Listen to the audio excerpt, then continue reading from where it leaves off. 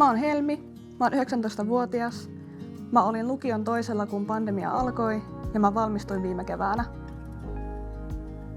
Pandemian aikana lukiossa oli tosi vaikea silleen käydä, kun etäkoulu oli oikeasti tosi rankkaa ja se otti koville silleen henkisesti ja melkeinpä fyysisestikin, kun ei silleen päässyt liikkumaan, ei päässyt pitämään sitä koulumatkaa, ei päässyt tapaamaan ihmisiä.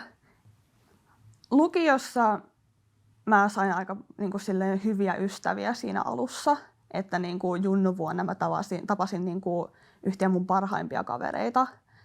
Ja se, että sennuvuonna yhtäkkiä vaan tulee tämä pandemia ja sitten ei näe enää niitä kavereita ja ei oikeasti saa edes tavata niitä, niin siinä oikeasti tuli semmoinen tosi yksinäinen olo.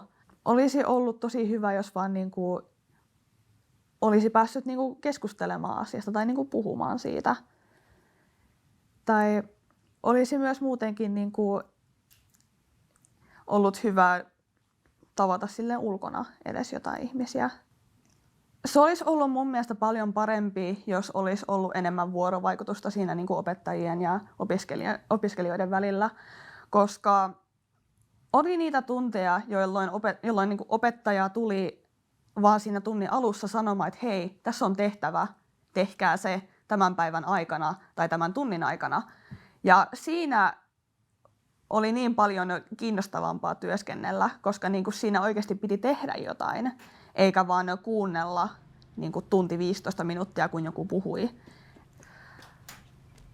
Tunneilla oli tosi vaikea kysyä kysymyksiä opettajilta, koska siinä oli vähän semmoinen paine just, että milloin uskalsi kysyä. Siinä oli tullut semmoinen rima, että milloin uskaltaa kysyä kysymyksiä ja milloin ei, koska sitten muut opiskelijat just vaan hiljaa kuuntelee, kun tämä yksi ihminen rupeaa puhumaan. Olisin ehkä henkilökohtaisesti toivonut, että ei oltaisi oltu niin pitkään etäkoulussa, koska se yksinäisyys oli oikeasti tosi rankkaa. Varmaan muillekin just, että tosi moni nuori, jotka muutenkin ehkä on ujompia tai sosiaalisesti ahdistuneita, niin he eivät voineet korjata sitä millään tavalla ja ehkä silleen yrittää edes tutustua muihin, koska sitä mahdollisuutta ei vaan ollut.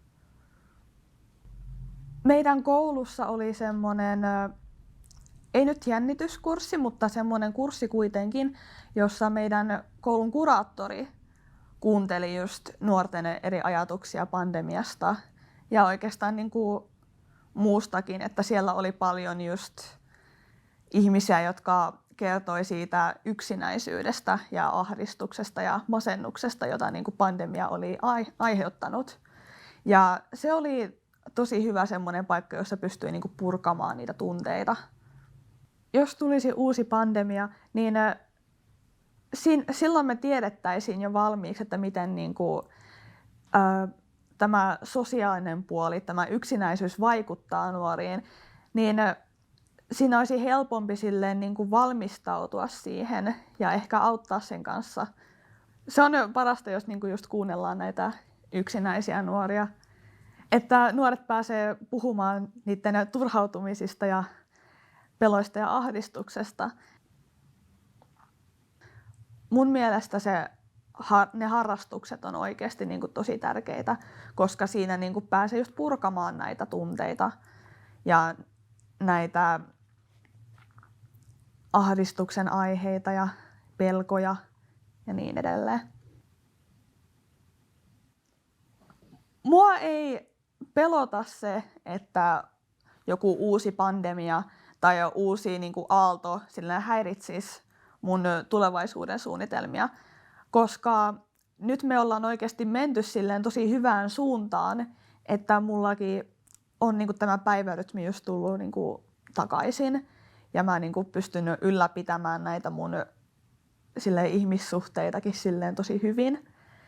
Et mä en usko, että uusi pandemia pystyisi vaikuttamaan yhtä vahvasti kuin tämä ensimmäinen, koska me tiedetään, että mitä voi tapahtua ja me tiedetään, että mitä kannattaa tehdä ja me tiedetään, mitä ei kannata tehdä. Että me pystytään valmistautumaan siihen niin paljon paremmin.